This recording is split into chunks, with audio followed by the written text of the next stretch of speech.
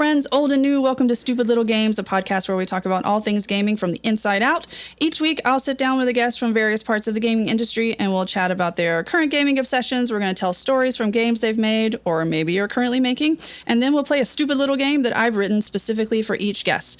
I'm Jess, by the way. Nice to meet you. Thanks for coming. Thanks for coming back to our second episode. I'm excited for anyone who is listening right now. Speaking of guests, my guest today is a 10-plus year veteran of the gaming industry with experience spanning production, narrative writing, and game design. He was lead designer of Just Cause 4 Danger Rising, and now is the lead designer at Voxray Games. If that's not enough, he's been working solo on his own cozy graveyard game, plus he cooks a lot, which is an interest specifically to me. He's also one of the nicest people I've ever had the pleasure to know. Please welcome Benjamin Jaekle. Oh, that was kind of you. What a kind intro. Thank you so much. I'm really excited to be here. I'm excited to have you here. Welcome, Benja, I should say. So first off, before we get into any of the exciting things that you are doing or have done, I want to talk about current obsessions. So what are you playing right now? What are you excited about? Is there anything that you haven't been able to put down in the past few weeks? Oh, yeah, absolutely. I've been playing a handful of things, and there's a couple of things I'm really excited about. I've been working on Armored Core 6 for a while, cool. Chipping away at that. Yeah, I've never played that, but it looks super fun. Yeah, it is super fun. It's really amazing how much stuff can be happening on a screen at one time, and you're still able to keep track of it. It's kind of a feat. But the game is super cool because you have this like super agile, big, hunky mech that's really, really customizable, and you're flying around and just like blasting at enemies, and the enemies are blasting back at you. But the camera's constantly whipping around. All this crazy stuff is happening, and it's really fun and engaging. Like the customizability, the customization and creativity in that game are really something to be applauded. Like it's super fun to play. The other things about it that I'm loving are it has a robust sort of customization system. So I have my mech is like really cool looking and has like a lot of cool power, but I also like gave it like a blue and yellow paint job, so it looks really neat. And it's got like I made a decision recently to take one of its arms and like decorate it with the emblems of all my fallen enemies. So I have like my right arm of my mech is like tattooed with the logos of all my defeated foes, which is super cool. That's pretty fun. Yeah, it's awesome. Stuff like that is great. And I also as someone who's worked in narrative a lot, I find the story of it weirdly satisfying. So I wanted to ask you, because I've never played it, and it's Armored Core 6, so there's 6 of them. What is the overall main story thread? I have no idea, if I'm honest. So I haven't played an Armored Core game since the 90s, I think. Not to date myself, but it's been a long time. But the story in Armored Core 6 is about coming to this planet called Rubicon. It's Armored Core 6, the Fires of Rubicon. And there's been a catastrophe here involving something called coral, which has burned away in the Fires of Rubicon. And a bunch of corporations, big evil corporations with their own armies, are coming in trying to harvest this coral. And you're a mercenary who ends up here tangled up in a bunch of different people's different sort of allegiances and desires and things like that. There's a number of different factions at play, but it's interesting because it's a FromSoft game, and doesn't play anything really like a Dark Souls or anything like that. But the narrative does kind of come across in the same way, where you're not given a lot of hand-holding. You just kind of pick it up as it goes. Your character is completely silent, and you just hear everything as though it's you, but you don't have any of that context. So that's the thing I'm actually enjoying about. They just kind of throw you in there, and they're just like, here's a world, have fun. Yeah, absolutely. And this is kind of the same thing, only it's much more like a linear, like, do this level, then do this level, then do this level sort of an experience, which makes it kind of interesting because you're just, as you play, getting these little drips of information. Like, what is coral? I don't know. Oh, I'm a first generation augment. I don't know what that means. Like, you just kind of get these little bits of information as you go and try and piece things together.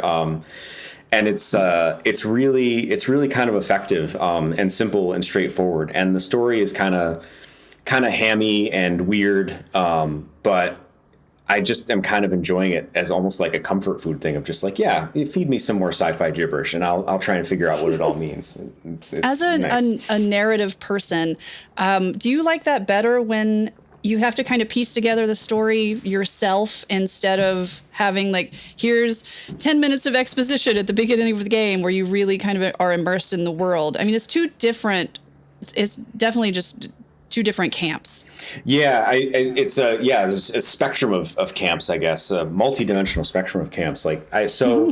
I like very much having to kind of figure out what's going on in the world. I like having it so that like I'm getting little bits of information, kind of piecing them together myself. It's very engaging and it makes you feel like you're being smart by following along. There's actually one of my favorite authors, Katsuo Ishiguro, is a British author who does this a lot in his novels as well, where you're always getting or almost always getting a first person narration of what's going on, but the main character in his novels is always lying or incompetent or misguided or being overridden by emotions that he's pretending not to have or something like that. And you always have to piece it together from things that other characters are saying to your character and he's relating to you. Like, you're such an asshole, she said. And then, can I say that on the podcast? I don't know. You're such an asshole. You can absolutely curse. Who are you talking to, Ben? Yeah. Or I should say, fuck no, you can't curse. So it'd be like, you're such an asshole, she said to me. And I felt totally aghast. And I'm like, wait a minute. Why is he an asshole? He hasn't sounded like an asshole in any of his reporting, but here's this other person telling her that she is. So stuff like that I find really, really compelling. But I do think that, like, for instance, I don't actually enjoy playing the Dark Souls games that much because I think it's just a little too hard and a little too obtuse to kind of figure out. It is hard. So I love watching those games. Yeah. So I will watch streamers play them because I get very frustrated. Yeah. I will throw my laptop across the room. I will throw my Xbox controller across the room. And then I'll just never go back to it. So in order for me to actually get because especially FromSoft games, they're gorgeous. Like they're gory and they're grotesque, but they're also just so gorgeous. And the world is so amazing that I do like to experience them.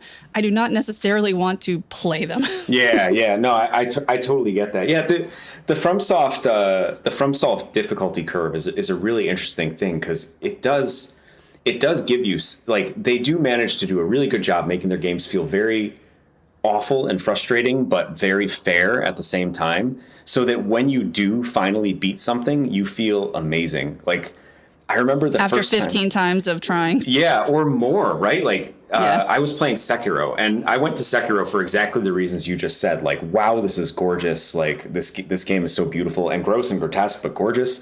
And I really want to play this. Like, it looks super fun. And I get in there, and I was really enjoying it for a couple hours, and then you run into the Chained Ogre, which is kind of the first big hurdle. There's always a first big hurdle in their games. And it must have taken me, I must have, in 4 different play sessions, 20, 30 different tries to beat the Chained Ogre. And when I finally did, that's when I threw the controller across the room, because I, like, jumped in the air and started, like, I was on the couch being like, yes, fuck you, right? Like, because I felt so good about finally killing that guy. Like, I posted about it on Facebook, like a little internet demon. And, like, it really is amazing, because it's like, it was in you all along. You just didn't know the things yet, and now you know the things, and you feel like such a badass. I think it's really cool, and that they apply that to their stories is really cool too. But I think sometimes,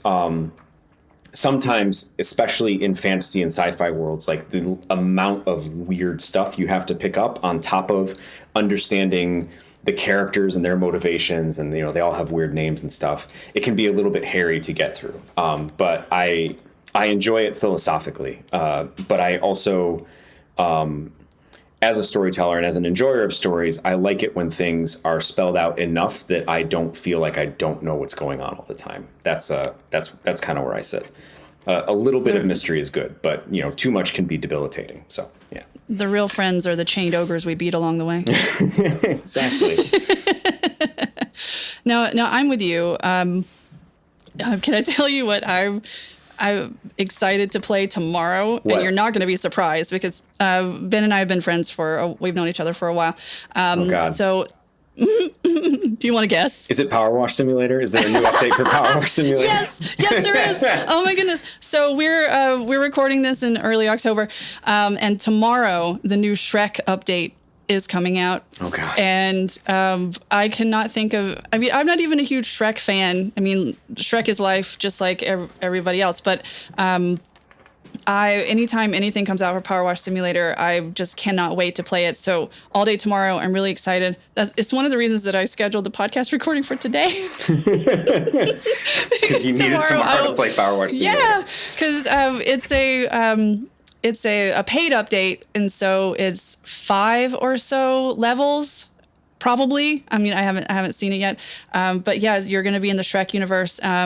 The last one was Alice in Wonderland, and that was amazing. And it was just so much fun. These games bring me so much joy. Again, if anyone is here from listening from Future Labs, I am your biggest fan. Can confirm. Yeah. They've been having some free updates recently, but it's usually just 1 or maybe 2 levels. But the Shrek update's going to be like a full paid update. So I will give them all my money, and I'm very excited about this tomorrow. I've also downloaded Chef RPG, which is, have you heard of this?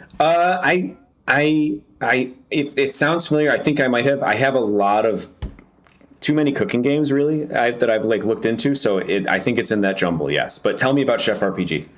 Well, I haven't started playing it yet. I downloaded it just recently. It's in early access, so I have it for my Steam Deck. And it's you know how they always say like it's Stardew Valley but for blank. Yeah. So it's a cozy game, but it's all based on the restaurant that you're making, and you have to actually go and hunt, which is really interesting. I'm pretty sure. So it's still just in early access.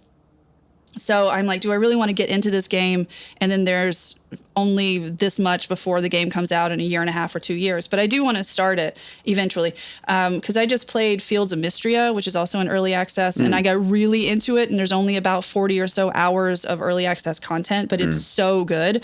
It's really, really fun. So I'm excited to get into that. I'll talk to you after I start playing Chef RPG, because I would love to talk to you about that.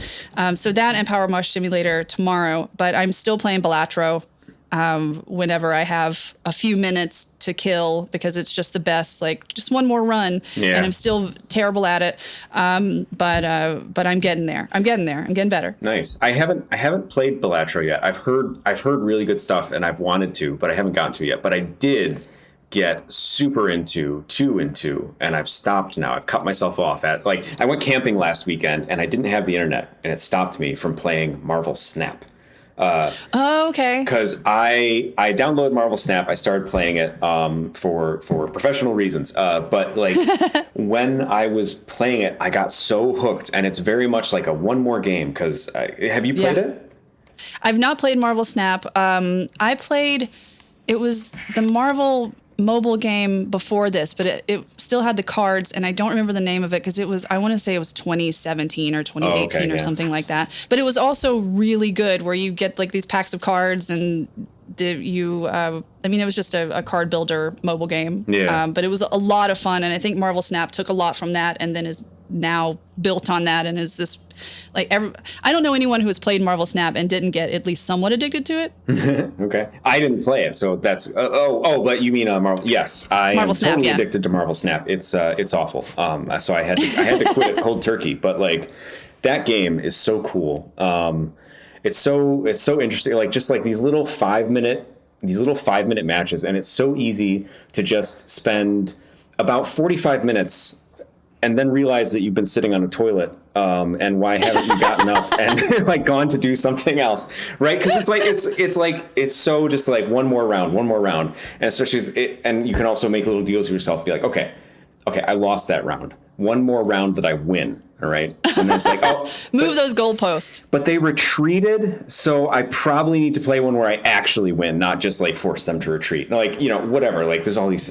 It's such a good game though. I really love the card games that put most of their rules like on the cards themselves, as opposed to like Munchkin was the first example of this that I really found. Like Magic the Gathering did this a bit, but it had a lot of rules that you kind of had to go outside of the card to understand. like upkeep or something like that, right? Mana burn, things like that. But in Marvel Snap, the rules are very straightforward, and most of what you need to know is on the cards. It's the same thing in Munchkin, and it's just like figuring out the combos of all these little cards and all the different things that they can do and how they can interact with each other is super duper interesting.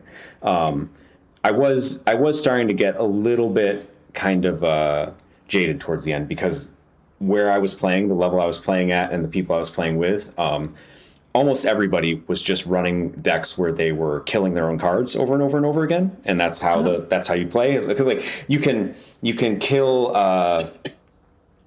what's his name? Apocalypse. You can kill Apocalypse, and if he's in your hand, and if he's in your hand and you kill him, he regenerates into your hand with +2 power. So you want to kill him over and over and over again to keep upping his power, and just like stuff like that. Or Carnage kills everybody in the same area as him, but when he does, he gets +2 power. And if you kill Wolverine, Wolverine comes back to life. So if you put Carnage next to Wolverine, Carnage kills Wolverine. Carnage gets 2 power, and then Wolverine comes back to life and gets 2 power somewhere else, and just bleh. Anyway, all these combinations of cool things that can happen. But where I was playing, it was like everyone was just killing their own cards all the time, and it was just watching all these cards dying for like 5 minutes, and then you lost, and you're like, what happened? What is the like blind box mechanic like in Marvel Snap? Like how you get new cards and stuff? Yeah. Is it because it's you open it and you don't know what's going to be in it, right? Yeah, it has. So I think they used to have some sort of loot boxes, but they weren't there since I've started playing. Okay. What you have instead is a bunch of different progression tracks and things that you can follow, and there's like a complicated, it's not super complicated, but there's like a system with a bunch of steps to it where it's like when you play a game, you get boosters. When you have enough boosters, you can upgrade a card from uncommon to common, or from common to uncommon to rare to legendary to epic to whatever. And every time you spend boosters to upgrade a card, you earn a little bit of juice on a track that goes up. And every so often along that track, you get new cards or you get new boosters. So you can end up in situations where you play a game and then you get 10 boosters for a card, and that lets you upgrade a card 3 times because you had a very low level card that you got boosters for. And then you unlock 2 more cards as a result of having upgraded that card, and you get more boosters for another card, and you go into your menu. Instant gratification. Like, yeah, instant gratification. So many, instant gratification. So many little arrows going up all the time. It's like, ooh, yeah. And it's weird because like all this stuff is like purely cosmetic. Like you can't make your cards stronger or better. You can get new cards, but the new cards don't like they change how you play, but they don't like. There's no like leveling, right? There's no kind of upsetting the balance of the game. It's just kind of expanding what you're able to do and the complexity of the things that you can do, and so like they managed to make the fact that you can go from having a card. Like a common card just looks like a card, and then an uncommon card has frame break, and that's what it says when you upload. It's like frame break, and then your character's arms and stuff will reach out of the card a little bit, and then from there you go to 3D, where if you turn it, it looks kind of 3D, and it's just like it's so like it's just purely cosmetic, but it's so addictive to just kind of keep upgrading everything all the time. It's fantastic. I'm gonna refrain from starting to play Marvel Snap because you talking about it makes me want to play it, and that would be very bad for me because I have things I need to do. Yeah, either definitely don't because it's awful, or do because it's actually a really good game. It's super fun. Also, speaking of current obsessions, just this week, there's a new Silent Hill 2 remake out, and so I've been watching folks play that because I played the original Silent Hill 2 back in the day. So I don't feel like I need to play the remake, but I have some favorite streamers that I've been watching play it, and it's so interesting. It's kind of jarring. Did you play Silent Hill 2? I did not. I have not ever gotten into Silent Hill. I probably should, but I haven't. It's very scary, and especially the new ones. So the voice acting in the original game is pretty stilted. You should at least look up like a versus, like the old game versus the new game with the voice acting, because the voice acting in the new game is really good and it's really natural sounding, and you'd appreciate it being a person who has done lots of the overseeing voice acting for as long as you have. So it's just really interesting just seeing the differences, and I again, I don't think I want to play it, but it is spooky season, so I like watching a bunch of the horror games. But yeah, so look into it. It's very cool. and it's very scary. I'll check it out. Yeah, I've heard amazing stuff about those games, that they have these like deep, interesting stories with these traumatized characters, heavy stuff going on. Yeah. But I've never been much of a horror gamer, and I don't know why. I probably should be. I don't have any objection. Like I like the feelings that they give you. I just have never gotten into them. I should try it. I'll try it. I'm going to try it on your recommendation, Jess. Thanks. I'm going to play Silent Hill 2 Remake. Nice. Cool. Well, I'd like to take a quick break, and then we'll get back to it. Okay. This episode is brought to you by Chaotic Wholesome Presents. Are you a TTRPG fan? Then join Chaotic Wholesome for all of their wholesome chaos. Fall in love with your new favorite actual play, or tune in weekly for the Table Talk Show, comes on every Tuesday, where they cover all things TTRPGs from indies to intersectionality. Catch them live at twitch.tv/chaotic wholesome. That's CHAOTICWHOLESOME, or check out their videos at youtube.com/chaotic wholesome. Personally, I'm a huge fan of Chaotic Wholesome, and if you listen to maybe next week, someone from Chaotic Wholesome might be here on the pod talking all about TTRPGs and video games and all the stuff that we all love. But they do amazing stuff. They do charity streams, pride streams. It's a huge, diverse community that just wants to play games and tell great stories together. So highly recommend, and thank you so much to Chaotic Wholesome for sponsoring the pod. And we're back. Thanks again to Chaotic Wholesome for sponsoring. Ben. Yes. So you are a narrative designer, or have been a narrative designer for a while. You're a narrative guy. You like to tell stories. And now you are lead designer at Voxray Games, correct? Yes, I am. Cool. And I know we're not really going to get too much in that because you just started that job. So I'm sure that you're just now getting into the awesome stuff that they are making. But I'm excited to see what comes from that eventually. I've just started as of recording. I've been there like a couple of days. So I'm just digging in. But it's a really exciting project. Ray traced voxel adventure game. Or maybe survival game. It's all publicly available, but it's pretty neat. Check out Voxray Games. I'm really excited to be a part of that. I love stuff with voxels. Voxels are so satisfying to just destroy.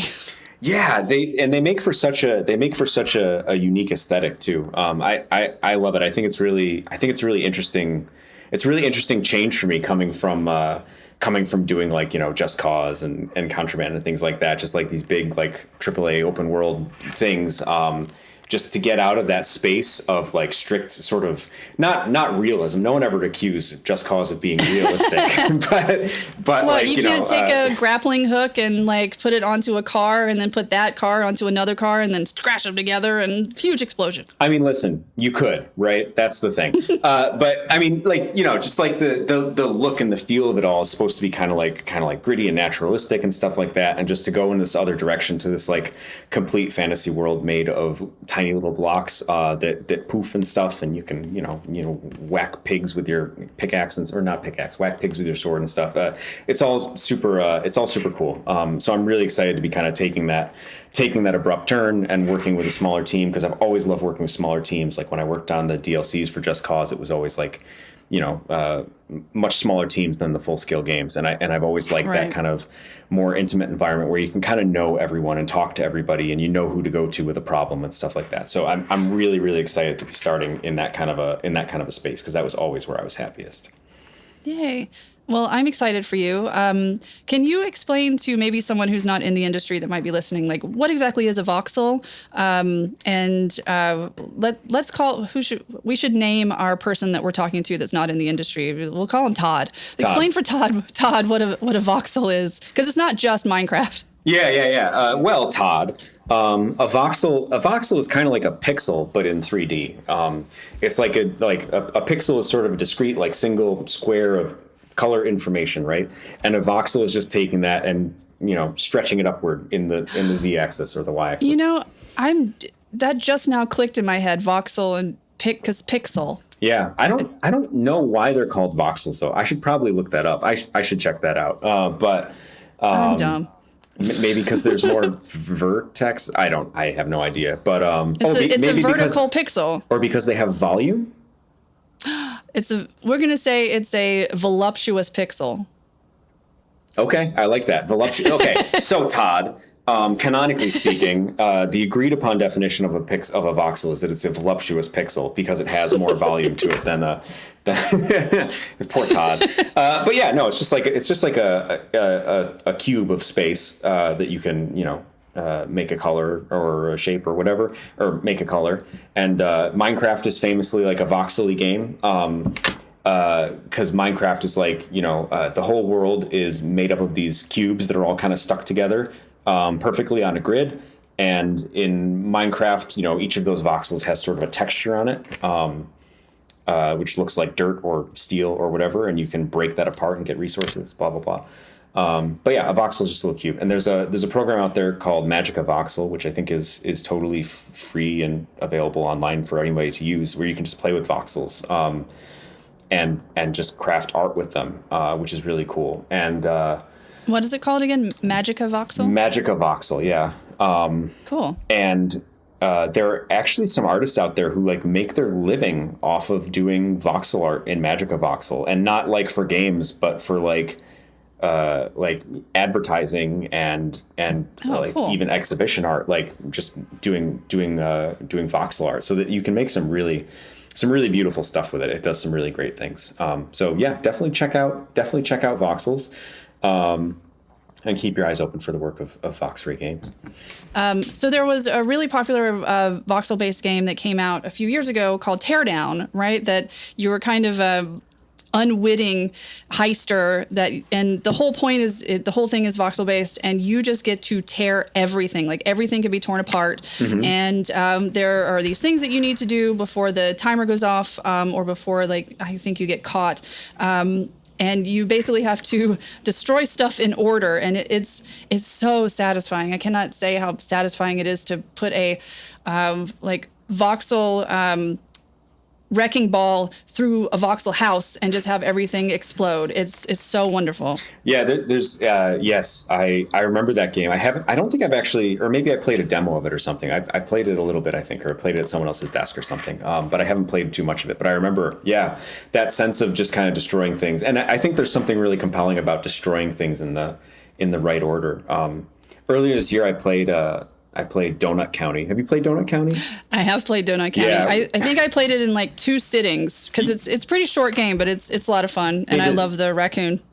Yeah, and it's kind of the raccoon is hilarious. The game actually has pretty good writing for what's essentially sort of a it's really funny. It's kind of like Katamari in a way, where you just kind of have to keep the premise is you have a little hole and things can fall into that hole, and you steer the little hole around to make things fall into it, and every time something falls into the hole gets bigger. So you have to kind of work your way up by consuming larger and larger things until you can basically eat an entire level with all the people in it and everything. And people aren't usually happy about getting eaten and sent to, but nobody dies. Everybody just kind of falls into the earth, and then you have a nice little campfire. Yeah. It's kind of like it's a very contemporary sort of Looney Tunes almost kind of vibe too, like dark contemporary Looney Tunes that doesn't like capitalism, but it's super fun to just suck everything up in the right order. And the game does add some layers of complexity later on. My favorite feature, just to bring it back to the old narrative thing, my favorite feature in that game is the Trashpedia, which is this menu that includes everything you've ever sucked up into your hole. But it's a we're not going to take that out of context at all. We won't, Benja. For sure. Yeah. Everything you've ever sucked up into the hole should be the name of the episode. Everything you've ever sucked into your hole. Sucking things into your hole with Benjamin Jaekle. Please no. But in the Trashpedia, it's basically just a scrolling list of everything that you've sucked up, the little 3D model of it, and a little description of it from the perspective of the little selfish garbage raccoon who you play as. And the description, they're just absolutely hilarious of just I can't remember an example off the top of my head, but you can Google them. Just Google Trashpedia Donut County, and you'll see these hilarious little snippets of just things, totally mundane objects described in absolutely ludicrous ways. It's very surreal and very fun. I love little touches like that, and this is why I love narrative designers and game writers, because there are probably a bunch of people that never go to the Trashpedia and that will never see it, but you can tell they put so much thought and like just the jokes. Writing jokes for video games is hard. Oh yeah, absolutely. it's very hard. So I always appreciate it when I'm like, oh, this is kind of a hidden thing that someone cared about. Yeah. Yeah, no, I agree 100%. Yeah, and yeah, writing jokes for games is hard. It's real hard. Writing jokes for podcasts is real hard. I bet it is. I have been chronically concerned about how unfunny I'm going to be on this thing, and I am not even writing my own jokes. But dumb comment. But like, so writing jokes for games is super hard because like a lot of the time, especially like when you're doing like missions and things like that, like you're going to hear the jokes over and over and over again, especially if you're bad at the game. So not only are you bad at the game, but you're then like you're frustrated that you can't play the game very well, and then you're being assailed by the same stupid lines over and over and over again. So we have this concept we talk a lot about as a stickiness, where like, you know, if you're going to hear something over and over and over and over and over again, you don't really want it to be sticky, because having something be sticky, which means your mind kind of remembers it and keeps it in there and stuff, makes it super repetitive also. So it's like, if you like the classic narrative design example is always throwing a grenade at someone, right? If someone throws a grenade and another character responds with, shit, grenade, that's fine, because you're going to hear that 500 times and you don't care. But if you throw a grenade at someone and they shout out like, oh my fuck, he tossed a pineapple my way or something like that. Every time you throw that grenade and someone says that, it's going to start to grate on you after like 3 or 4 times, right? So finding that balance is really tough. Oh, that's a really good point. And a lot of the time, humor in games comes down to setting up. I think anyway, comes down to setting up fun situations where if the things happen to play out the right way, it can kind of come out hilarious, right? Like, so it's like one of the things I love is when I'm playing a stealth game and I'm sneaking up behind someone, and the person I'm sneaking up behind says something absolutely reprehensible, and then as soon as they're done saying it, I grab them and slit their throat or something, right? And it's like, or maybe not that, push them off a cliff is better, because slapstick, right? But like, you know, someone's standing there and like, oh man, I can't wait to go and kick some puppies today. And then right as they say today, you kick them in the ass and they go falling off a cliff, and then you just hear them go, ah! And that's funny. And then props to you if you manage to spawn a little puppy who pops up next to you and goes, yip! Right when that plays out, right? It's like, oh, now that's funny, right? But it's funny because you took an action in response. That puppy just gives you the thumbs up, like, eh. Yeah. So when designing, and then you can pet the puppy, because you should always be able to pet the puppies. Yeah, exactly. You should always be able to pet puppies. It's kind of a crime not to. But like, you know, you just set up these little scenarios where it's like, you know, okay, every enemy, it would be really satisfying if they said something and I punched them in the face, right? Like, that's kind of like a goal. It's like, you just want to punch them in the face for the thing they said. Because when enemies are just walking around saying mundane stuff and you hit them, it doesn't create any emotional sense in you. But if you dislike them, or you think that what you're going to do to them is funny in consequence of what they just said, then that plays out as something really humorous and great. I was going to ask, like, how do you do this without it being like super cheesy?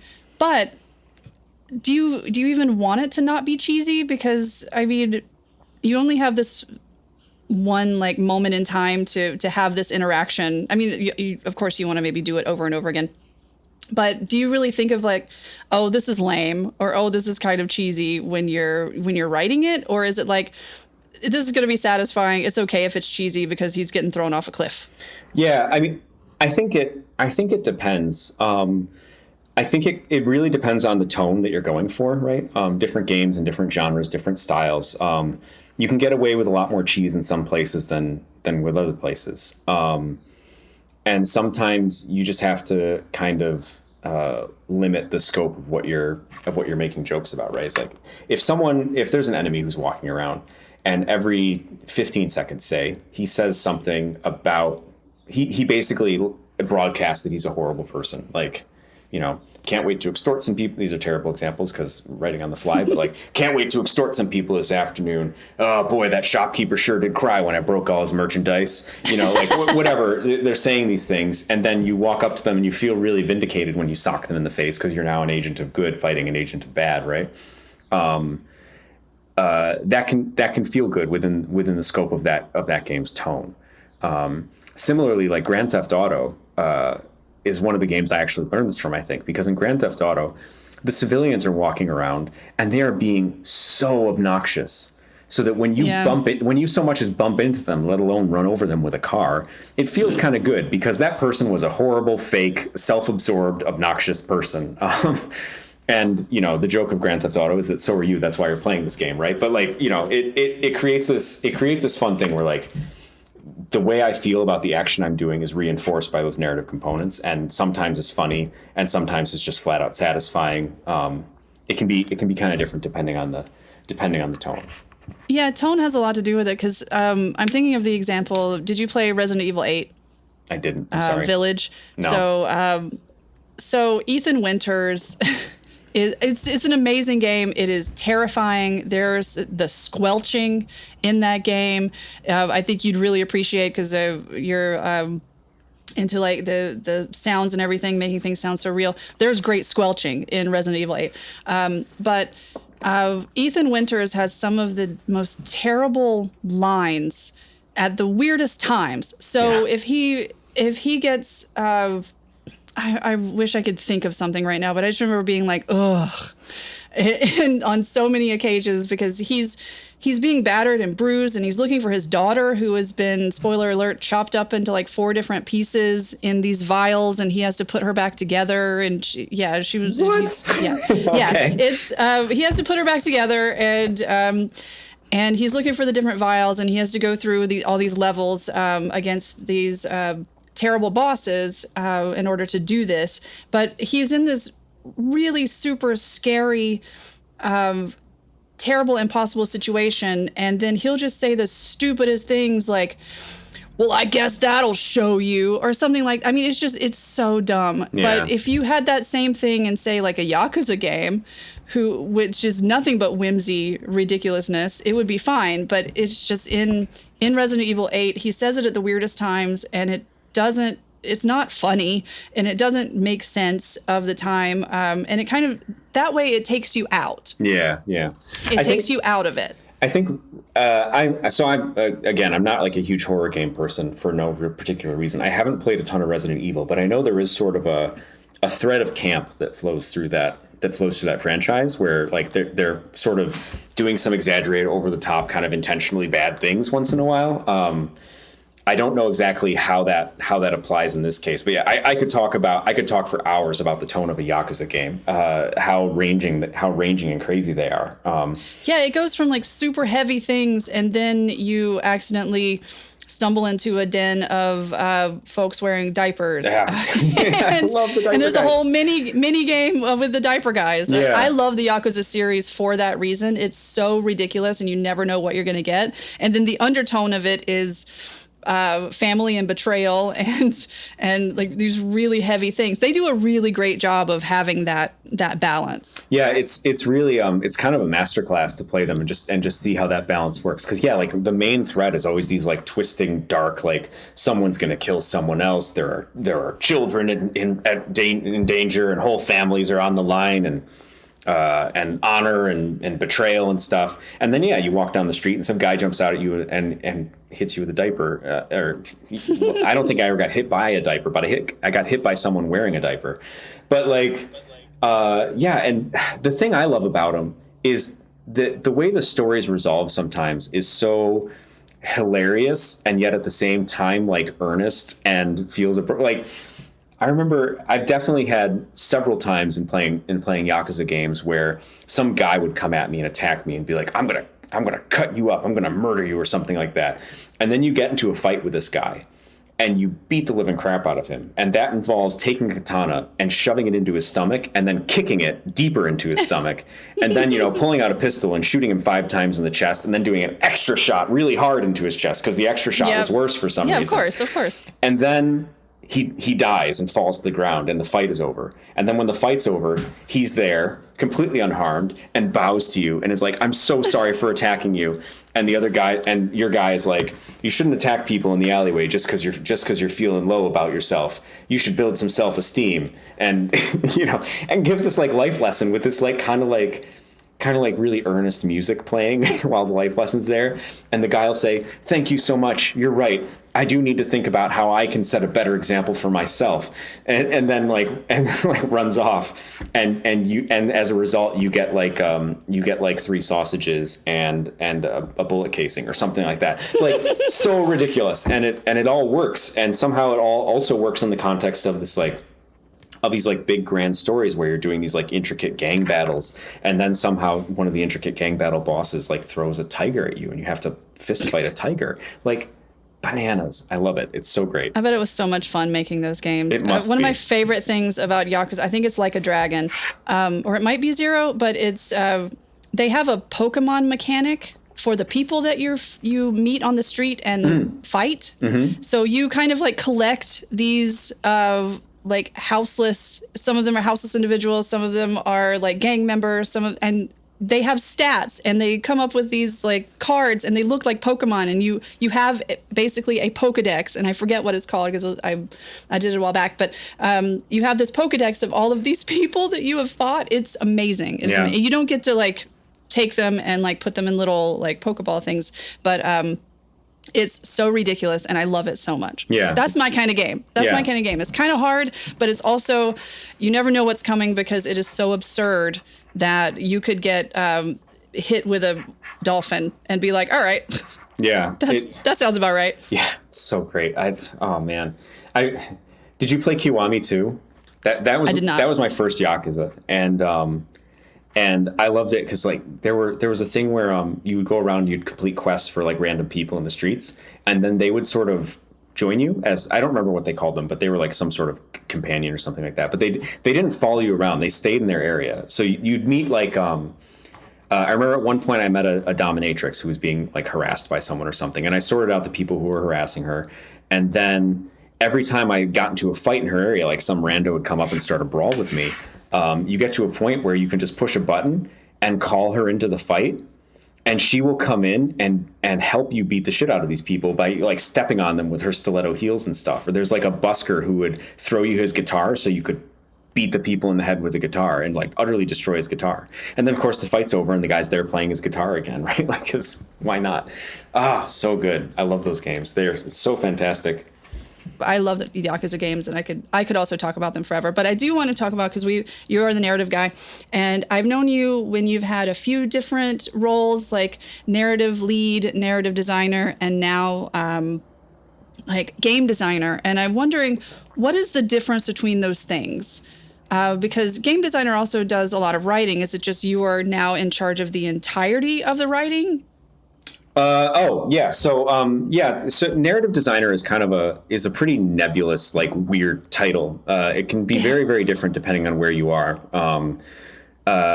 At some places, it'll be the person who's in charge of the game story across the board, writing, video recording, localization, even, coordinating with other teams to make sure that those things are being realized properly. Like all of that can be a narrative designer. Sometimes a narrative designer is doing level design, just with sort of a particularly narrative bent, or quest design with a particularly narrative bent.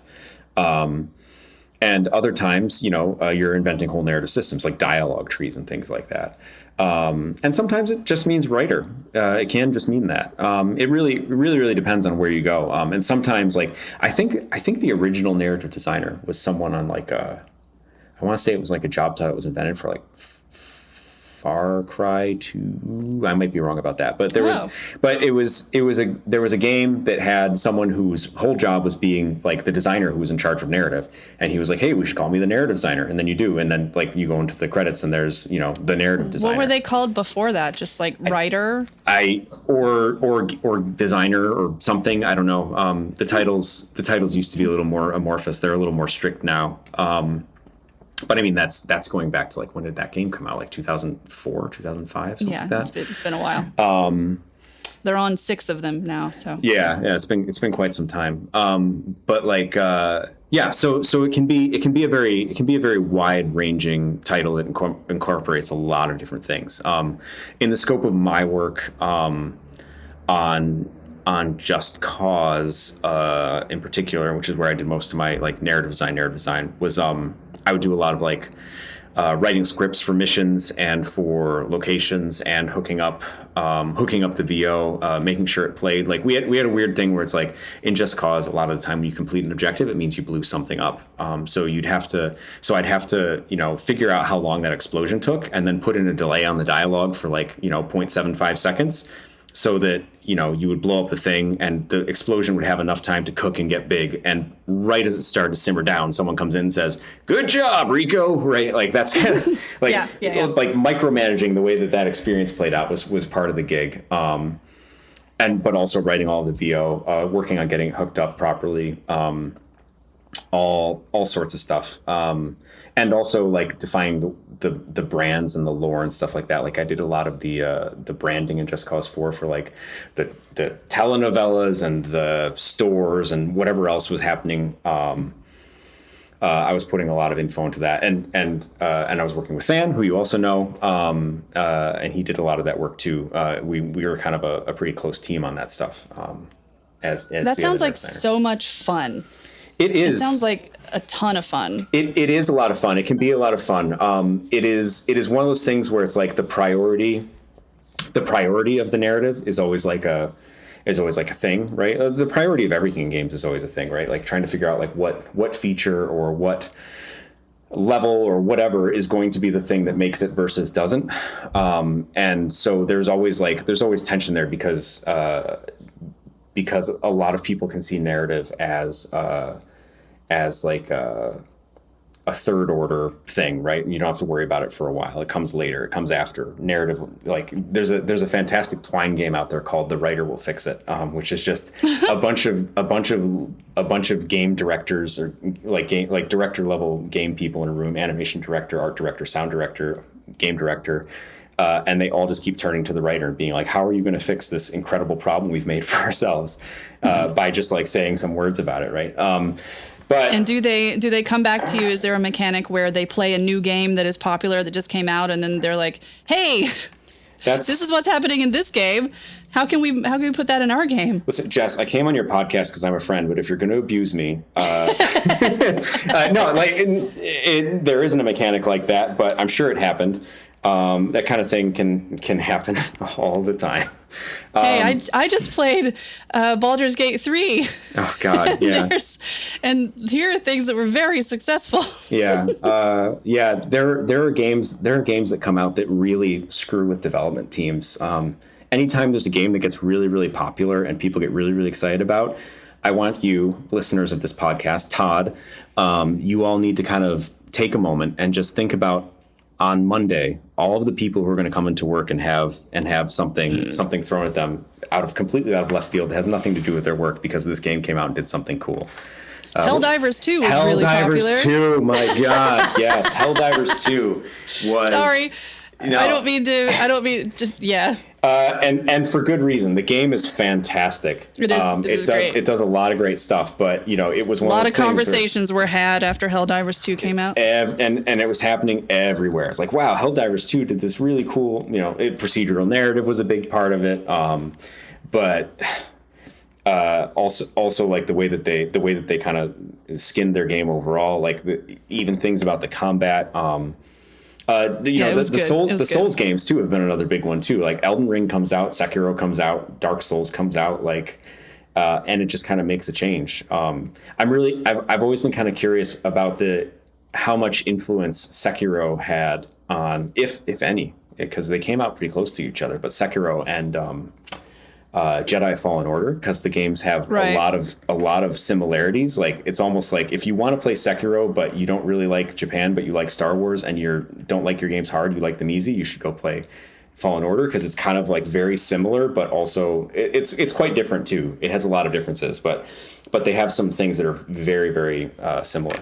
I don't know. It's good that we all cross-pollinate And I have been a person who comes in and says, hey, I played this thing over the weekend and we should totally rip off this thing from it because it's amazing. Like great art is steal. But it's not stealing. It can wreak havoc on dev teams sometimes. It is borrowing a mechanic. Yep. And making it similar yet legally distinct. Exactly. No, yeah, but I mean, it is part of it. And like I a lot of time think of my creative process as like being mashup, because a lot of the times, even if I do have an original idea, I go and I validate it by asking some other part of the sphere, like, does this work? Oh, that would be really cool to have that kind of blocking mechanic. Sekiro kind of did that. I bet I could use Sekiro to validate my argument, right? There's a lot of remixing that goes into it. I wonder how many times this happens, and then the devs are just like, I mean, the producers, everybody are really excited about maybe a new feature, and the devs are just like, our engine doesn't do that. Oh yeah. No, that our engine won't do that. That can happen for sure. That can happen for sure. And they're like, why not? Just build it. Just build it. And sometimes too, you get things where it's just like, that doesn't work with our game design, right? It's like, what if weapons were all destructible, or like what if we had the exploration mechanics of Zelda, and it's like, okay, well, part of what made the exploration mechanics of Zelda work is the controversial weapon degradation stuff. Do you want to bring something like that over? No, I just want the exploration. It's like, because like you need to keep re-equipping yourself in Breath of the Wild, right? You need to keep getting new swords and new spears and things like that, and you want to get better and better ones. And that's also why you keep poking over every corner and every hill. But yeah. Also, a great way to make your exploration or make your world just so big is just to make your protagonist so much smaller than everybody else. Yes, and pull that camera way back. Pull it down. Yeah. That. You made me think of something, which I'm just going to bring up now in case you want to use it in your podcast, Jess. Is like, yeah, of course. One of my favorite little game dev things. You play Mario Kart 8 a lot? I'm terrible at the Mario Kart, but I have played it. Yes. Yeah. I'm so bad. I get really terrible headaches, especially when it comes to like driving in games is hard, but it is still so much fun. Yeah. This is nothing against Mario Kart 8. This is all just a failing on my part. Well, okay, fair enough. It's not a failing. It's just a sensitivity. But the thing I love about Mario Kart 8, one of the little details I love, is that when you go to certain tracks, in particular, Animal Crossing is a really good example. The Animal Crossing track in Mario Kart 8 will show you, and so will Yoshi's Island, I think. Or Yoshi, I can't remember, the one that looks like a park, the preserve, Yoshi something. But anyway, there are several levels where there are NPCs along the side of the road who are watching you, and the NPCs are about 3 or 4 times the size of the people in the carts, because otherwise you wouldn't be able to see them. But there are a couple of spots in tracks where you can really see just how absurd the scale is, where you're sitting there and Tom Nook is like a giant towering over the villager or Mario or whoever, because otherwise you wouldn't see it when you're driving your car. But because they did that, you can see it now. It just creates this really weird scale thing. Another example of this is if you actually pull your camera back in Just Cause 3 or Just Cause 4, which we did all the time in dev, like you'd pull your camera back and watch Rico stand on the roof of a house. Those houses were absurdly large, but they had to be because you're wingsuiting and parachuting around on them. And that ends you up in these weird things where it's like, if it was a realistically sized roof, you would miss it all the time. You wouldn't be able to land on it. You wouldn't be able to move around on it. Because of the camera perspectives and stuff. But if you actually stop and look at it, like the houses are ridiculously huge. Anyway, I love hearing about things like that. Like those things that you don't see just as a general player. What game was it that recently they found out that the rain is around the player character? And what was it? I don't know, but that's a thing in a lot of places. Yeah. I mean, it makes so much sense. You don't have to render rain in the entire world, just where the person can see it, like where the camera is. And people were like, oh, I can't believe that. Are they lazy devs? Lazy devs. And it's just, no, it's not lazy devs. It's like, it's what you do. Yeah. Yeah. it makes sense. Yeah. It makes so much sense. There's a lot of stuff like that just kind of needs to be done. I'm in my sort of personal project, the Lo-Fi Graveyard thing. Okay. That should be okay. You want to segue into that, and then I'll tell you the behind the scenes stuff. This is perfect. Let's this is perfect. So Benja has been working on this amazing little game for, I would say, years now. I would say it like solo on your own, and you tweet about it every day. It's so inspiring. Like, you do it to keep yourself accountable, right? To work on it at least a little bit every single day. Yeah. So we'll talk about where to find you if you want to see how this game progresses. So please tell me about Guernsey in the Graveyard and how you started it. And it's so cool looking, and I love watching it grow. Thank you very much, and I appreciate that you're one of the people who reliably likes my Guernsey tweets like every single day. Of course, every day. It's that kind of stuff is part of what keeps the project alive. So a couple of years back, because of some professional stuff and also because COVID was going on, I was feeling like I wasn't like exercising my game design muscles enough. So I decided November's coming up. NaNoWriMo, National Novel Writing Month, is coming up. That's every November. You're supposed to write 750,000 words, 75,000 words. Can't remember. But you're supposed to write a short novel during that month. It's like a writing exercise like Blocktober or Sortember. I decided I'm going to take NaNoWriMo and I'm just going to make a little game. And I started making a little game, and I did pretty well. I did it every single day, and I started tweeting about it every single day just to like show my progress, the way people tweet every day of Sortember to show off their cool sword designs. When I got to the end, I wasn't quite done. I wasn't quite satisfied. And I just kind of decided to keep going. And well over 1,000 days later now, I'm still going. I haven't missed a day. My humble brag will be I haven't missed a day for Christmas or having COVID or going camping or whatever other things were going on in my life. I always work on it just a little bit every day, even if I just scooch a bush a meter to the left or something like that. Something has to happen. I've just been kind of plugging away at it. So the game is kind of it's sort of a top-down, like 3/4 perspective, pixel art, but 3D, sort of open world walking simulator / collectathon. And you just kind of walk around the graveyard, run around the graveyard, jump around the graveyard. It's got some light platforming, and talk to ghosts and help them sort out their unfinished business. You repair graves, you rake up leaves. It takes place in the fall. It's very autumnal. You do chores like picking up litter. You can feed the crows, and the crows will thank you and fly away. I love the crows. The crows are fun. So there's like all these little sort of autumnal things you can do. And it takes place in this 3/4 top-down perspective. It's and I did a lot of cheating, especially early on. So like the sprites and the movement and the animation were all, I basically like looked up Paper Mario sprites and stuff like that, and then copied them in pixel art, and then that was how Guernsey started walking and things like that. So what is it built in? It's built in Unity. I have done absolutely no 3D modeling for the project. Everything in the game is a primitive.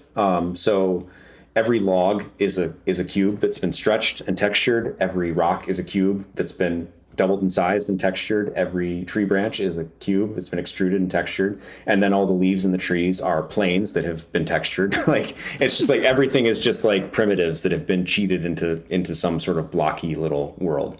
But it looks pretty good. Which is wild to me because it looks really good. And watching the game every day, and sometimes you have GIFs and sometimes it's just stills, and sometimes it's like a menu that you have made that you tweet about. But the best word I can think to describe it right now is like it looks so sweet. Yeah.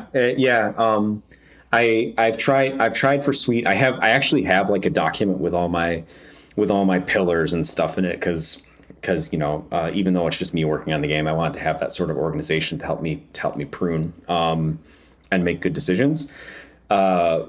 But yeah, like that kind of like cozy sweetness is sort of part of that tone. Another part of it, and that extends to a lot of things. Like it also extends to like I've gone out of my way not to make anything super duper challenging or complicated. The game is actually very very it's not like super design deep. There aren't a lot of like overlapping complex systems or anything like that. It's mostly you go around like in a walking simulator. You just kind of go around and you fulfill simple objectives, and that kind of moves things forward. But in those simple objectives, I tried to make everything feel satisfying and have meaning, like you're making forward momentum and stuff like that. So it's been a really interesting experiment. I did a lot early on. Like I love juice. I love making games like super crunchy and juicy. And like if you played Just Cause 4 Danger Rising, I was constantly poking the designers on that DLC to just kind of make the screen shake bigger and stuff like that, right? Like bigger explosions, bigger shaky, like, I want it to feel like just like Vlambeer made a Just Cause game here kind of thing. But then when I come to Guernsey, I still want to use that ethos, but it gets applied in a very different way. So like when you repair a grave, right? There's like this little animation that plays and some smoke comes out of it, and there's this like satisfying like sound, kind of like a saw going back and forth. It doesn't really make sense, but it just sounds like you're crunching away at something hard. And then at the end there's like this big ka-thunk, and the thing pops in size and a little more particles come out, and there's a little bit of screen shake just to indicate like, wow, you did something big. And it's like poof. Mm-hmm. And it feels so satisfying, and all you do is just hold down a button for 2.5 seconds, I think. But it feels like a really satisfying interaction. So always trying to nail down those little details just to make it feel really punchy. Did you foliate yourself? Parts. So like in Guernsey, there are little footsteps when you run around, and it's literally just me doing that into Audacity, and like distorting it a little bit. So cute. I also borrowed a lot of sounds from Freesound or something like that. And someday I'm going to get a real sound designer to go in and make real good sounds for it. But I'm pretty happy with all my temp. It's just kind of cobbled together from stuff that's sort of out there on the internet that I was able to find or that I was able to make myself. They have a little gibberish language like Animal Crossing. It's just me talking into a mic and tweaking it until it sounds like. But yeah. Do you have a like in your mind like an end to where like the climax of Guernsey in the graveyard, or is he gonna just kind of keep taking care of the graveyard? No, it actually has a very again, because I built all my tools myself, it's got a very straightforward sort of linear narrative progression that has an ending, and it has like it doesn't have it yet, but it should have like a secret, sort of the secret ending when you collect all the collectibles kind of thing. But it is going to build up to a big conclusion, which I'm probably not going to. I sometimes hold back on things when I'm tweeting because I don't want anyone to be spoiled. Like I put in a really cool little feature a couple of weeks back, and I tweeted about something else. I did something else so that I could tweet about it and hid the very cool feature. And I mentioned that I put in a really cool feature, but I wanted it to be a surprise for people who play the game when it finally comes out. So that's one of the challenges of being like super duper open, is like I want to surprise and delight people with all these things that they can see, and I want to be transparent about the things that I'm making, but I want to, so I need to balance those two things basically. Like when am I sharing too much so that people, when they play this game, will just be like, oh yeah, there's the thing you tweeted about then, there's the thing you tweeted about there. I want to kind of make sure that people have a certain, anyone who's been following the progress when they play it can still be kind of delighted by it. Do you have an idea of when you would like to maybe release it to the world, at least for part of it, to say, hey, y'all can play this game? Yeah, I'm probably going to do another playtest pretty soon, because it's been a really long time since I have a couple of times done playtests where I'll get a bunch of friends to give me their email addresses, and I'll send them a build and ask them to fill out a survey and stuff once they've played it. Sign me up. Yeah, I think you're already on my list, actually. Okay, good. But yeah, I'll probably do one of those soon. The game itself probably isn't going to be out for a while. Maybe releasing it next year would be cool if time allows. But I'm not gonna rush it. And I have other responsibilities as a game developer who has a day job and as a father and whatever else. So but I want it to come out eventually. We'll see how it goes. Yeah, definitely sign me up. And if anyone wants to see just the exercise and seeing the progression day to day, and just things that maybe a game dev would do when they're starting out a game, just go to Ben's Twitter account. We can go ahead and plug it. What is your Twitter? It's Benja Penguin. Yeah, Benja, Benja Penguin. That's me. And I post about it every day, sometimes morning, sometimes night, but it's always there. So yeah, please. So you can actually go along. there and see the progression from years back at this point and see like, oh, this is a game dev making an indie game. And what is some of maybe the hardest things that you've run into? Because I know that you've worked on AAA games for a while. Yeah. But are there any like things that you learned doing your own indie? Like I'm doing all this by myself. Yeah, God, a lot. So I am a way better programmer than I was when I started. I used to not really know how to do much at all, and now I can do a lot of different things. And I sometimes still manage to kind of astonish myself when I sit down and I'm just like envision a feature that I want to exist and write 30 lines of code and then run the game and it works, or it almost completely works. Like, and I'm just like, oh, I can do that now. Cause it used to take me like, I used to have to write, an if statement for 5 minutes and then try and figure out if it was even going to work. And then the game wouldn't compile and whatever. And now it's just like, I can just pound these things out really quickly. So there's been a lot of that. And a lot of programming learning. It's actually where I've done a lot of refining of my own like personal design sensibilities,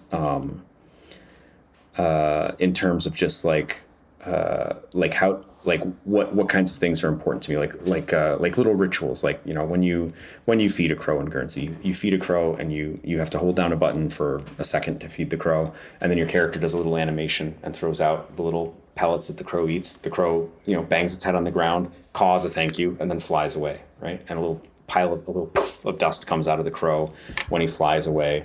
And then after half a second or something like that, a little UI pops up and there's a little chime to kind of satisfyingly say like, you got another crow, good job. And it's just like, all of that is this just like intricate little ritual that happens every single time you feed a crow, but it's very quick, but it's also very satisfying. And it's composed of all these different elements, including UI design and sound design, animation, even little things like stopping Guernsey from walking while he's actually throwing out the seed, but not when he's not, because first he rummages around in his pocket, then he throws out the seed. You can walk around while he's rummaging, but not while he's throwing out the seed. Like just all these little minute things that I spent a lot of time kind of working on and sort of refining my own sensibilities about how I like these things to be in games. And now when I play games, I'd be like, oh, I wouldn't do it that way. I would do it this way, because I spent all that time kind of working on those little details. Because that was an area that I never actually got into super much professionally, like, VO timings and stuff like that, like I talked about a little earlier, but like never into like all these like intricate little mechanical details. So that's been a huge learning experience. And also just kind of like resilience and habits, right? Like I got to do this thing every day. And some days I would work. There have been a couple of times where I work for an hour and have nothing to show for it because I couldn't get through some bug or something like that. Or I spent the whole time just trying to debug and find this one thing, and I couldn't find it and I couldn't fix it. And sometimes that happens for 3 days in a row. And I just every day have to tweet, couldn't find the bug again today. But the important... But that's okay, because you're still working on it. Yeah. The important thing is to show up every day and do a little bit. And then even if you're sick, even if you're dog tired, whatever, like don't be unhealthy with yourself. But the important thing is just to kind of keep at it. And yeah, that's probably the biggest single learning, is that kind of that habit is something I've taken and applied to a lot of other areas in my life since then. I do think that's genuinely, and I said inspiring before, but I do really mean it, because there are days that I get up and then I take a nap and then I'm tired from taking a nap. So I'm like, my day is done. Yeah. I had this nap. I'm spent. But I do think it's really inspiring, because you have, like you said, day job. You have 2 wonderful kiddos that you kind of need to take care of a little bit. And you're still working on Guernsey, and I can't wait to play it. I really can. So yes, please put me on if I'm not already on your list to play test. You're on the list. Thank you for bringing it up and all the kind words too. It's been a lot of fun, and I'm really excited for people to play it when it does come out. So thank you. And last week, Hamish and I talked a bit about like bedroom programmers and how just important it is to, if you want to make something, just make it. Yeah. Just make it. And I mean, that's kind of what I did with this podcast. I'm like, I want to make something. I can't program. I can't make a game.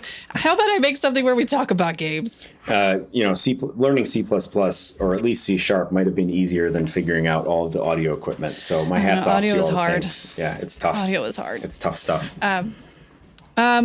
So at this point, I think it's time to maybe play a stupid little game. I love it. Let's play a stupid little game. I don't think I have stupid little game theme music yet, but maybe I will at some point.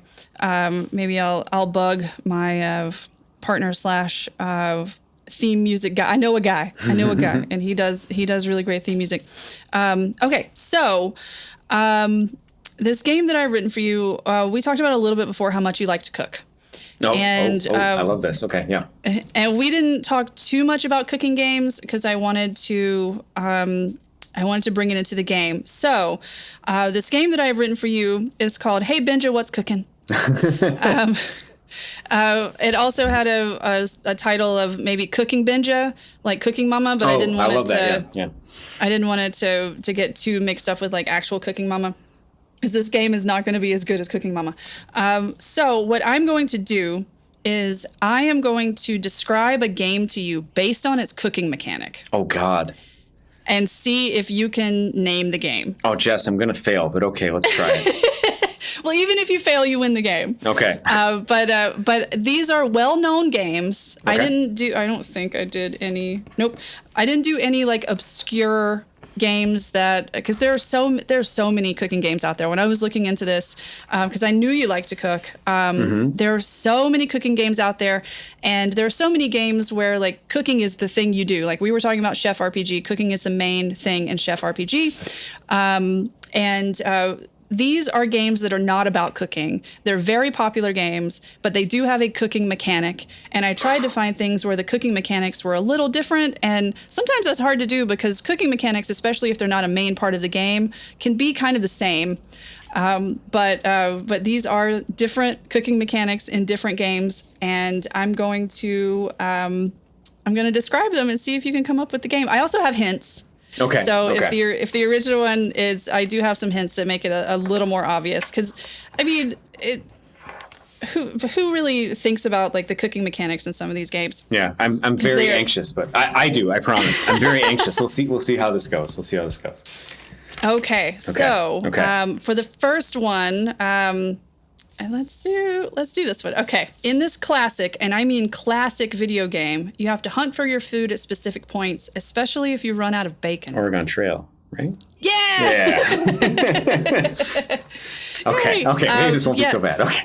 Yeah. So I tried to have like well-known games, because there are so many out there that I could have a cooking mechanic and you'd be like, I've never heard of that game. And I'm like, yeah, it was an indie game from 1986 that no one's really played. But no, these are games that people have played. Okay, cool. So my hint for this was, but be careful, if you don't play it smart, you could die of dysentery. Yeah. Okay, cool. Oregon Trail is one of the first games I've ever played, like ever. And when I didn't realize that it came out in 1971. And I'm really? The original one came out in 1971, and I played it in the 80s. I'm a child of the 80s. I played it in elementary school, and it was that, and what was it called? It was these you had to move these pipes for the sludge to come through. It was the two games that we had. It was the two games that we had at my elementary school. I came from kind of a poor elementary school, so we had a few computers, but we played Oregon Trail, and I think it was called Pipe Dreams is what it was called. I think I remember that one, yeah. But Oregon Trail, it was great. Yeah, I didn't play Oregon Trail, but my wife did and introduced me to it many years later, and I love it. It's fantastic. Yeah, there are updated ones, and there's a new one with like triangle strategy, Octopath Traveler art style. It looks really cool. I need to check it out. I haven't played it yet, but it looks fantastic. Yeah, but the first one was 1971. Holy cow, that's a long time ago. All right, you're doing very good so far. Yeah, good job. 1 for 1. Let's go. So the next one. So you don't have to be an elder to cook a meal in this game, because you start off already knowing all of the recipes, but don't forget to loot those salt piles. Is that Elder Scrolls? Wait, salt piles. I mean, you're on the right track, but which one? Oblivion? Or Skyrim? Skyrim. Yeah, okay. It's Skyrim. I actually haven't played any of those. It's probably bad. I probably should. But yeah, I Skyrim, put way too many hours into Skyrim. Yep, Skyrim Elder Scrolls V came out in 2011. And my hint there was going to be, if you get attacked by a dragon, make sure to shout at him. Yeah. But honestly, I don't remember cooking hardly at all in Skyrim. Yeah. I just walked around and did quest, and I hardly cooked at all. Yeah, I didn't play it. It's kind of bad. Like it's one of those games everyone references all the time, but I feel like at this point it's also like so many people have done it now that like I don't really need to play it anymore because all the reference. Because I'm reading a book by Hemingway right now, and like one of the fun things about Hemingway is it's like everyone's been ripping off Hemingway for about 100 years now. Yeah, of course. But he did all this stuff first, and it's like going back and it's like, yeah, this is fairly it's well done, you know, but nothing in here is too exciting. But at the time, it was probably blowing people's minds. Same thing with Skyrim. Yeah, I mean, there's only like 6 or 7 plots in the world anyway, and half of them just come back to Shakespeare. So they say.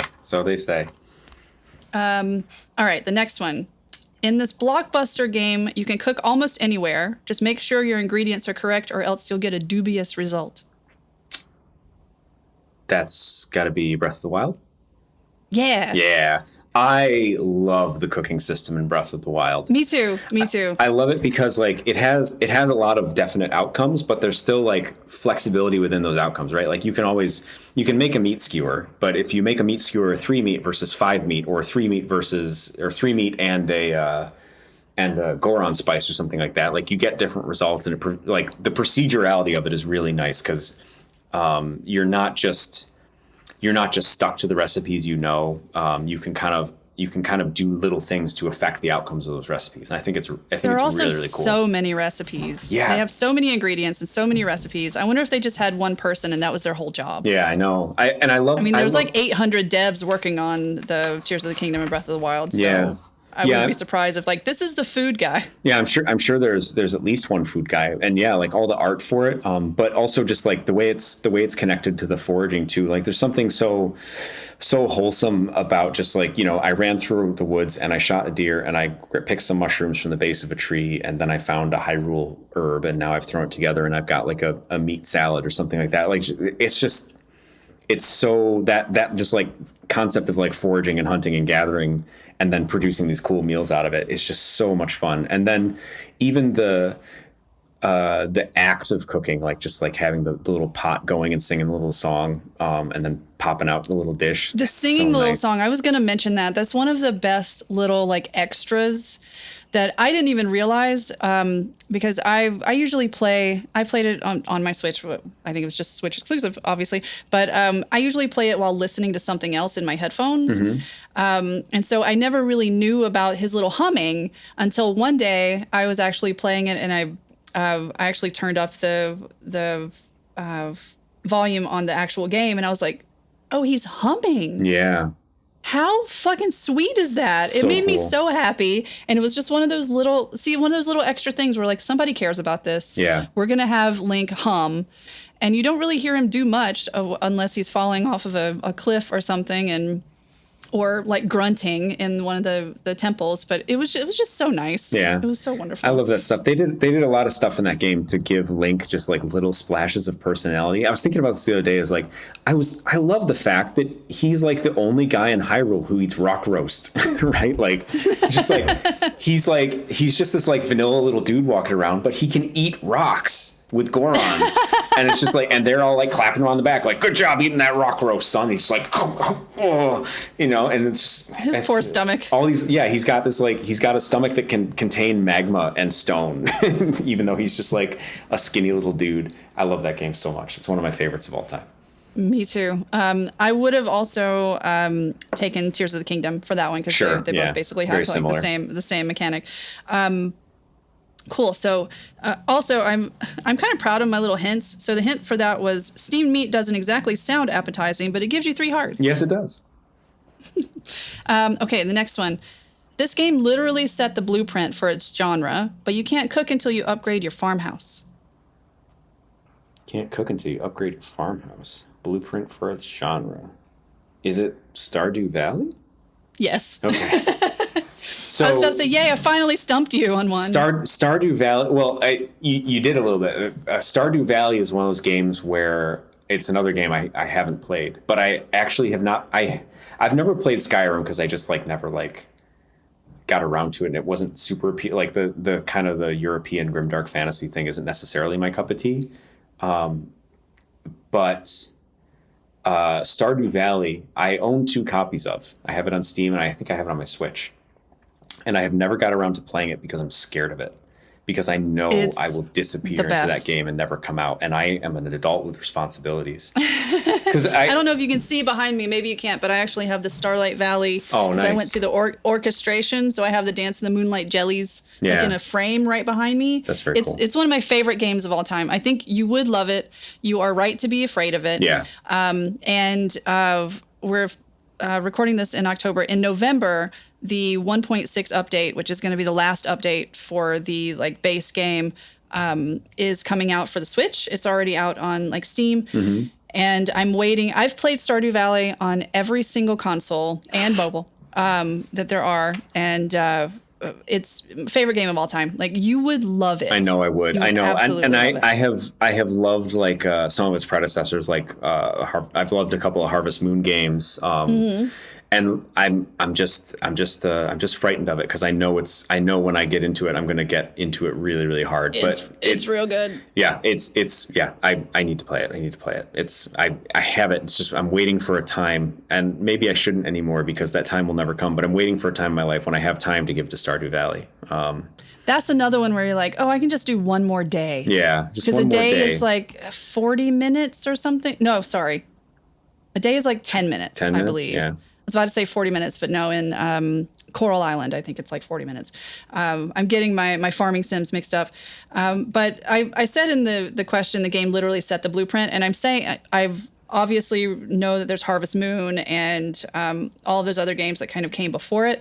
But I said that because you always hear it's like Stardew Valley, but for blank. Yeah. Yeah. Whenever people are talking about games, it's it's like Stardew Valley, but for cooking. That's what I heard for Chef RPG. Or it's like Stardew Valley, but with mermaids. That's what I heard for Coral Island.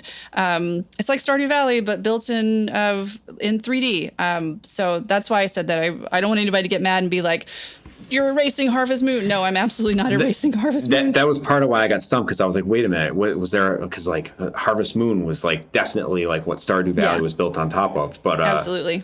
But no, I think what you're saying there makes a lot of sense. Since then, Stardew Valley has become a touch point. It's almost kind of sad for Harvest Moon because they were went so strong for so many years, but they have not kept up with what Stardew Valley did. I think since then, so it makes sense. It makes sense. And that's another one bedroom programmer. He worked for something 6 years alone. Yep. When the very first one came out in 2016. Yep. And go Concerned Ape. I can't wait for Haunted Chocolatier. Yeah. That comes out. Haunted Chocolatier looks good. I might be able to get into that one quicker than I can to Stardew Valley because it'll be smaller when I start. Yeah. Okay, next one. Master Chef Kittens will cook you food to replenish your energy. Yeah. And Those I realize fantastic. now the way I wrote this, it almost seems like Master Chief Kittens. And now in my head, I'm just thinking about Halo, except with kittens. That would be awesome. Which would be so wonderful. But yeah, I love Monster Hunter, especially for your little, what are they called? They're called something, and I forget what they're called because I haven't played Monster Hunter in a while. But your little kitten companions, and they make me so happy. And they're just the character design in Monster Hunter, it's really good across the board. Yeah, so good. So good. I remember seeing a cat cooking cinematic that just blew my mind, throwing stuff up in the air. Yeah. Anyway, Monster Hunter, fantastic. Yep. And the food also looks really good. It does. Yeah, games are if you make a cooking game but you don't make the food look good, you kind of miss the mark. Speaking of, for the next one, Final Fantasy 15. Shut up! Shut up! I made these way too easy. Well, it was the segue. It was the segue about the food looking good, because Final Fantasy 15 famously has that amazing looking food. The best looking food. So the question was, when you're hungry in this game, just head back to Haven's and have your companion make you some of the most beautiful video game food ever. Even Studio Ghibli would be proud. Yep. Yeah. No. The food in that game is so good looking, and once you finally get to it, if you ever get out of the car. Yeah. But yeah, no, yeah, it's really pretty. I love the physics of it too. Just like when it clunks down, it just has like a little bit of a slosh to it and stuff. In some of them it looks a little gross because it makes it look like the food's made out of jelly. But in other ones it looks like very authentic and really very real. Like they definitely had a food person. Absolutely. You are a team of you are the food team. And we need it to look real, but not just real. We need to look better than real food. Yeah. Like some of the ramen in that game and like the omu rice. And I was just like, I want to eat that right now. There's only one game I've ever played that has better looking food, I think, than Final Fantasy 15. What is it? Venba. Have you played Venba? Oh, so I've not played Venba. It was maybe going to be one of the questions because as I was developing this game, it was just going to be cooking games. Yeah. But I was like... and Venba's like award-winning, and just gorgeous Indian food, right? Yeah, it's absolutely beautiful. It's very illustrated. Like it doesn't look real, so it's in a very different realm from Final Fantasy 15. Like it's not trying to look real at all. But the way it looks, the way it sounds, the way cooking it plays out. Like it is, in my experience so far, anyway, with cooking in games, it is the one where it's the most just like it made me hungry to play it. Like I was sitting, I played it. It's a short game, I think. I played it in one sitting. I was just sitting on a beanbag chair in my living room and playing that game. And it was late at night. And I have a little personal rule where I don't eat after 9 p.m. for reasons. But like, I was like, I just want to put in an order to like one of my local Indian places and get like everything on the menu, because this is just so like everything looked and sounded so amazing. It was really something else. I was shocked at how good that food looked for having this like hand illustrated look. Like it's absolutely sensational. And I've heard the story for that is just absolutely it's wonderful. It's a very sweet story. It has I've played a bunch of games with stories like this. There's Venba, and I feel like Florence is kind of similar to Venba as well. And there's even a game. There's a game on iOS called. Do I have it on my phone right now? Called Invento, which is not actually a cooking game. It's a puzzle game, but the puzzles are assembling bento boxes. But you have to use all the pieces to make the bento box the right shape. And it just has these little story interludes, and it's a mom cooking for her child, and then the child growing up, and there's kind of this thread to it. But the stories in these games are just like these simple, sometimes without even having any dialogue, little narratives that just tell about the complexities of just living an ordinary life, and how you sort of lose touch with things that are important, and then how certain experiences can kind of bring you back to those things. And it's just like a nice, wholesome, heartwarming little thing. And for a game like Venba, which is about this like wholesome, heartwarming food, it really kind of Venba's obviously like, it's got a lot more going on. It's an immigrant story about like trying to get in touch, or like a second generation immigrant story about like trying to get back in touch with the roots that your family came from, but that you don't always identify with, and stuff like that. But it's is really just kind of a nice, like, just magical, cozy little thing. Yeah, highly recommend Venba. Can't do better. It's so good. Everybody play Venba. Okay, the very last one. You've gotten all of them so far, and I'm just like, I did not make this nearly as hard as I thought that these would be. So I was like, oh, he's coming into it like without any context, but no, you've hit it out of the park. I'm relieved. Thank you for going easy on me, because I was concerned. I was really worried. I didn't realize I was going so easy on you. So the very last one, you can cook yourself a meal in this game if you decide to sit a spell by the fire, but most of the victuals need to be hunted first. Yes, you're actually thinking. I am. If I sit beside the fire, but most of the victuals need to. Can you repeat the question, please? You can cook yourself a meal in this game if you decide to sit a spell by the fire, but most of the victuals need to be hunted first.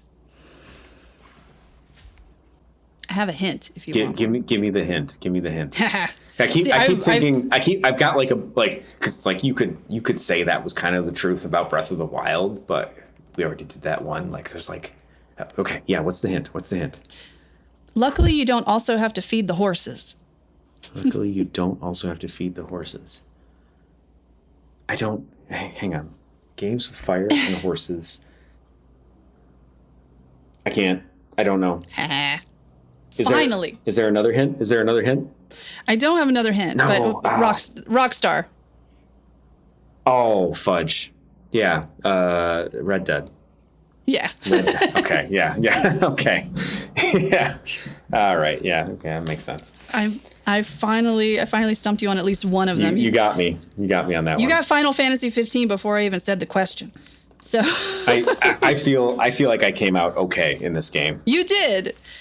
Well, congratulations, Benja. You won the game. Thank you. That was a great game. That was a lot of fun. I wish it could keep going. But you also need to get to a meeting very soon. So I've kept you so long.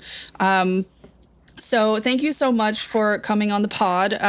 Where can they find you? I know we talked about it before, but let's plug your stuff again. Yeah. So yeah, I'm working at Voxray Games.